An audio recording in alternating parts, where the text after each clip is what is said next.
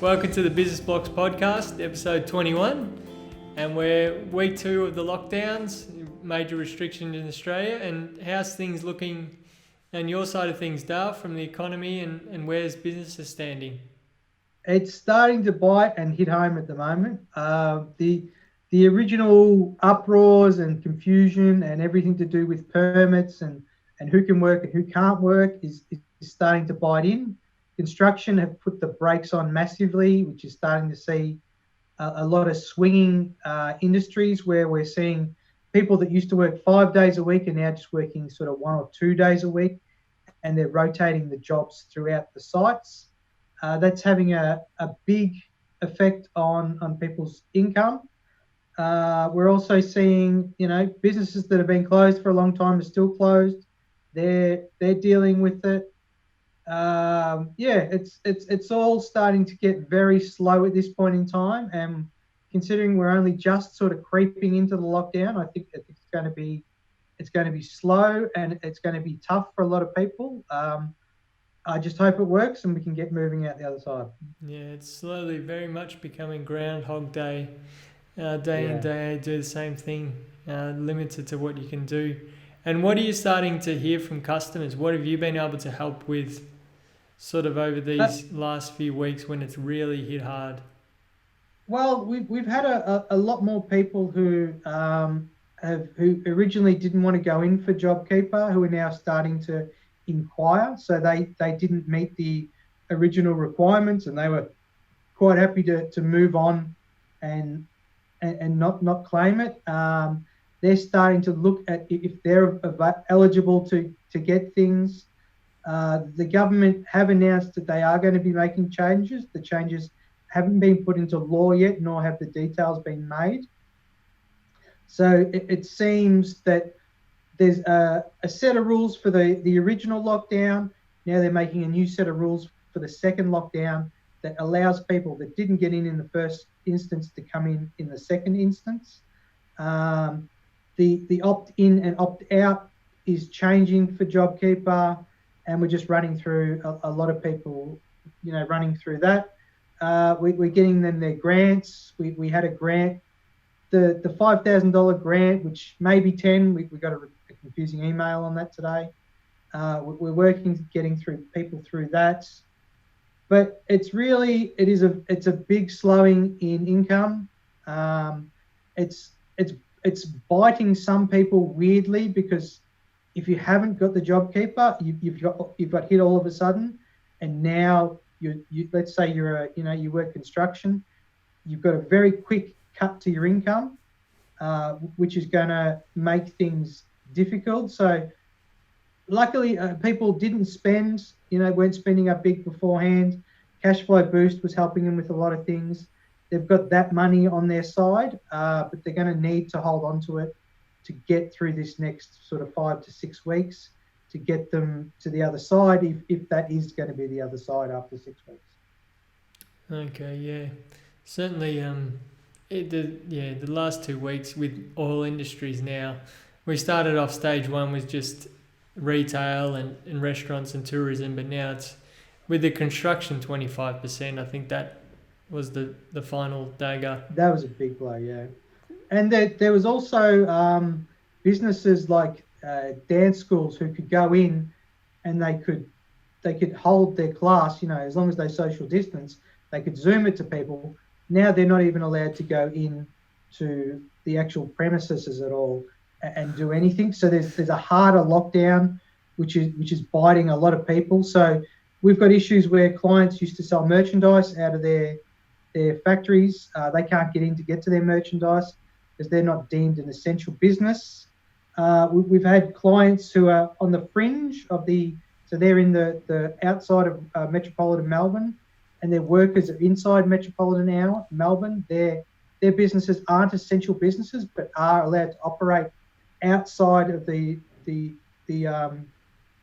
Melbourne ring. So their workers can travel out of a lockdown area to work in a non-lockdown area because the business isn't locked down. You don't need to deem as essential or non-essential outside that lockdown area. So there's a few weird quirks coming about that way. We were doing a bit of research into childcare and Jobkeeper, and the differences between having office staff and having on the floor staff. You may be able to continue to claim Jobkeeper for some of the staff.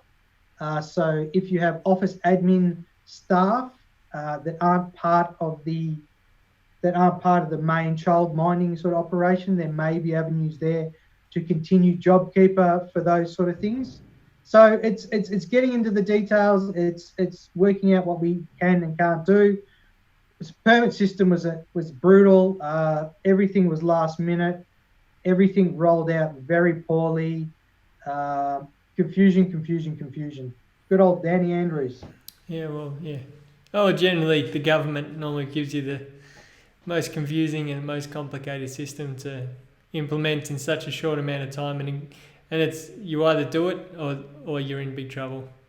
Yeah, businesses are bearing the brunt. So, businesses have had to bear the brunt of Jobkeeper and implementing that system. So now they're a Centrelink office now.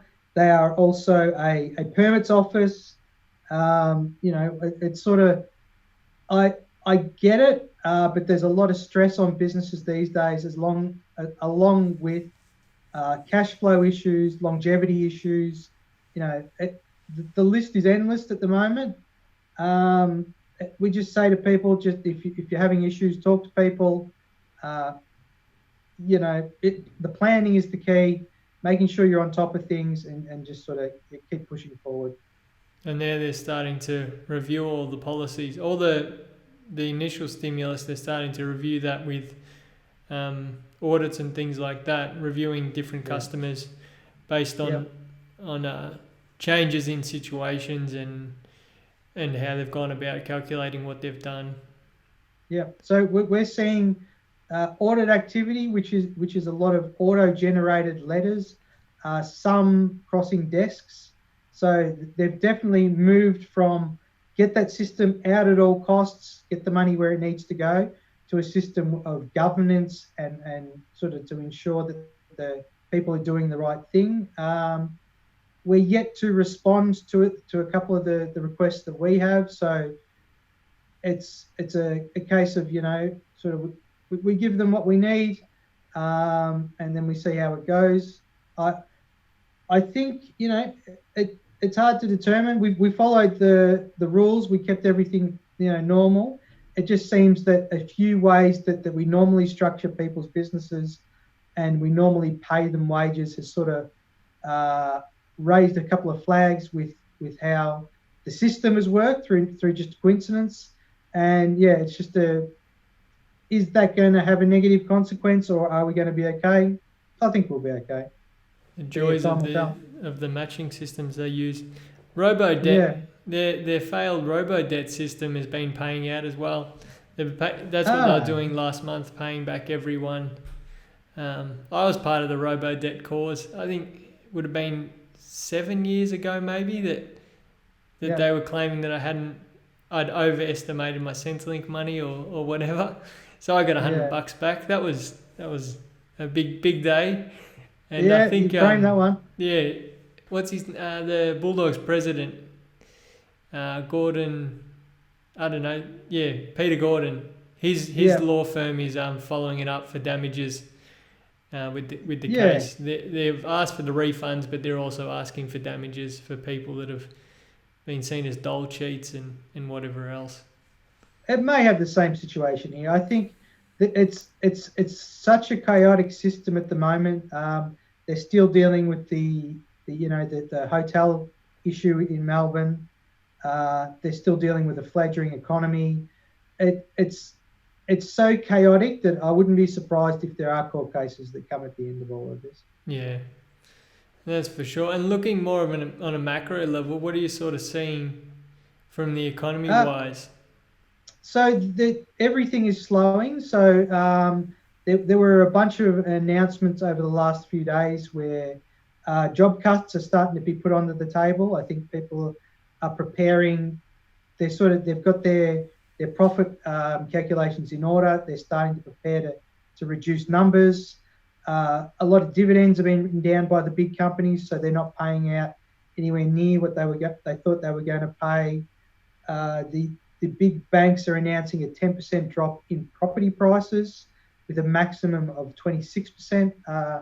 That's based on 26% is the worst case scenario. They don't predict that will happen, but they said if the economy goes into a third lockdown or continues or gets worse, then we could see 26% plus, but we will see a 10% drop this year in property prices.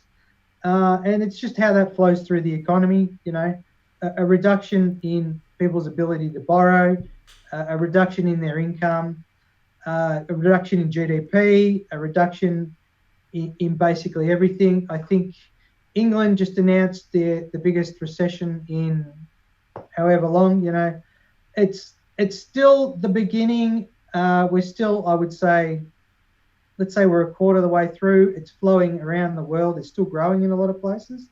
I think good fiscal management and sort of keeping yourself in a safe position with reserves at the moment is the best scenario. But on saying that, a lot of our online only clients are seeing years that they're better years than they've ever had, and by a long shot. So online has well and truly gone through the roof to compensate for local businesses not being open. Yeah, will that continue? I'm not sure. Is this the end of retail? It's looking not good at the moment. I think with the shift, if the shift from bricks and mortar stays online and it stays online through this Christmas period, I think a lot of businesses are going to be in trouble. So it's all starting to get a bit serious at the moment.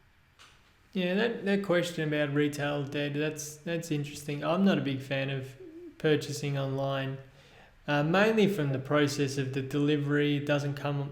They don't give you a real time when's it going to arrive. They leave a letter. They never actually come, and they just leave the letter. And it seems to be endless problems. Half the time you might as well have gone to the shop and purchased whatever you needed. If you're spending time going to the post office, staying home, making sure that the guy comes and delivers things. So hopefully retail stays around in some form. Yeah. I mean, we've been looking at a lot of the shopping strips throughout the more trendier parts of Melbourne for a client we have, and you can see shopping strips are dying.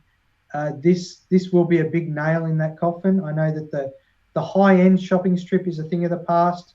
The food sort of area is now starting to dry up a lot.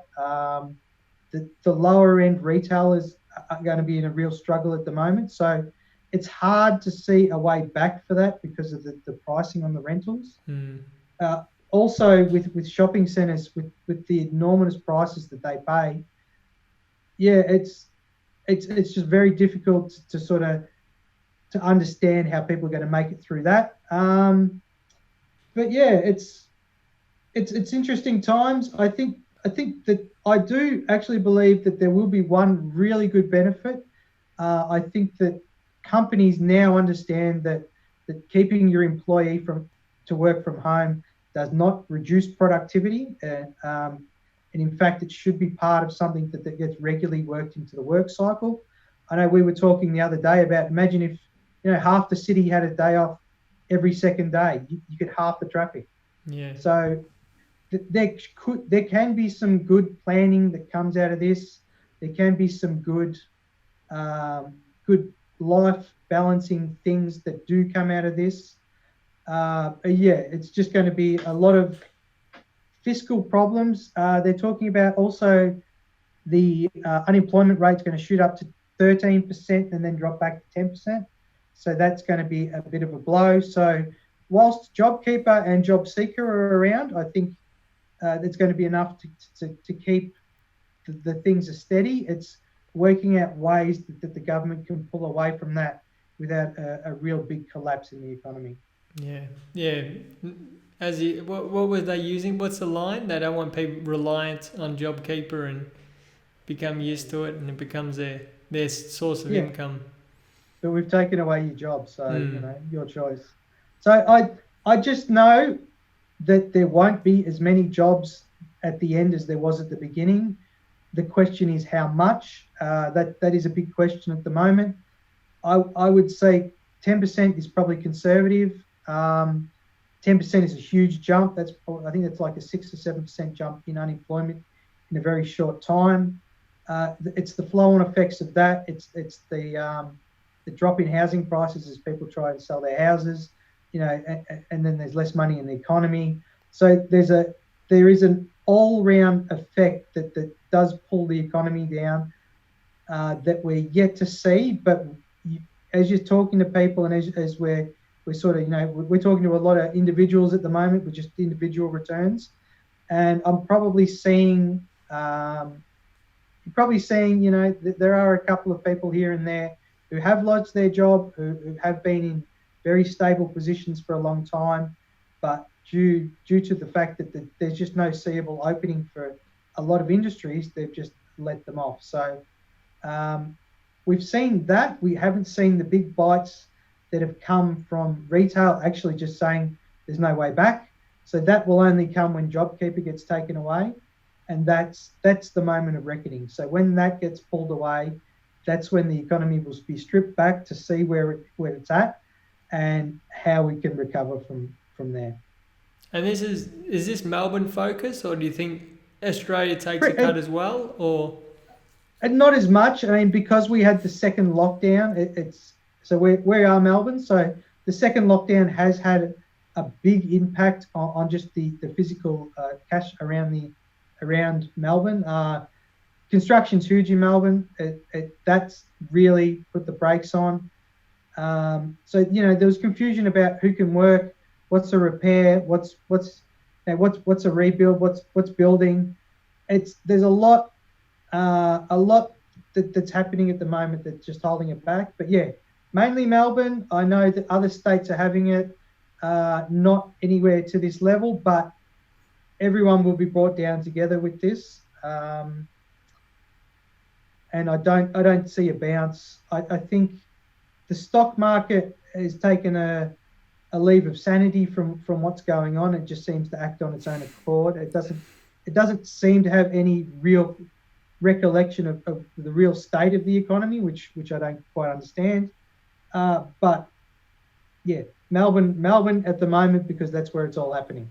Yeah, the stock market used to be sort of a bit of a barometer of how things are going, but it's separate. The valuations don't relate anything to what the company's financials are. Second lockdown and there wasn't a blip. I don't understand that. How does that work? That makes zero sense from every aspect of it. So I think we may see something that does come in later. The original shock has worn off. People are still putting a lot of money around in things. I think they were saying that with the the eToros of the world and the ability for people to trade on their phones, that the money is quite easily flowing into these things, which is sort of keeping it away from a strictly investor sort of reading the figures type standpoint, and that might be the reason for it. But it's weird times. Yeah, it's very much certainly gambling, entertainment, betting. That's what a lot of the stuff with the access to the Robinhood and eToro and those things. Yeah. Tom Waterhouse? The stock market has become slightly. It's entertainment really. Yeah. You're playing it on the short term as something to do, and you're seeing it nearly like sports betting or that type of thing as entertainment and time filler. And that's what happens is, okay, people see a drop, buy the drop, push it back up. Yeah. There you go. There's no real looking into the fundamentals behind the company anymore. Yeah. Well, we're looking positively forward. We're going to drag on one of our customers, our clients next week to get them on to their graphic designer and branding business. Yes, who we're working with at the moment. So we're looking. So we've decided that we're going to make the venture into a project based heavily around branding and building something that's a bit different, and sort of just let people know how that works, the differences of what we've done, what we look for. Does it work? Does it change a thing? Is branding important? I feel branding is a very, very important part of what we do. And we can do a comparison of a non-branded sort of thing that we do as opposed to a heavily branded thing that we can do, and the things that you do in order to build that brand. So it's a long-running project. It's something that we've always thought about doing, but we're just fleshing out at the moment. So that will be interesting. And yes, hopefully he comes on, brings his A game, because this is, you don't get any bigger than this one. This is the top of the tree. Yeah, well, Joe Rogan looks for guests from here. He can go him next week, or we get him first. Yeah, exactly. Well, that's about it for this week. We've pretty much flattened everyone out with all the. It's been a flat week. It's been a rough week. We will get through this. We will get better. But yeah, I'm tired. I think it's showing. Yeah. Yeah, the quicker the recovery comes, the better. And obviously the media talking about Christmas and it'll still be locked down is not what you want to be seeing right now. So no, that can't happen. If that happens, retail needs September sales. Retail needs October sales. Yeah. So they need that to get them through Christmas. If they miss out on Christmas, they're not making it to February. Yeah. Because January, February is a dead month for them. So, yeah, let's wait and see. Fingers crossed. Yeah, well, week 3 next week, and we'll chat then. Speak to you soon, Dale. Yeah. All right. I get good behaviour. Let me out. Hopefully something changes. Hopefully they surprise us. See you later.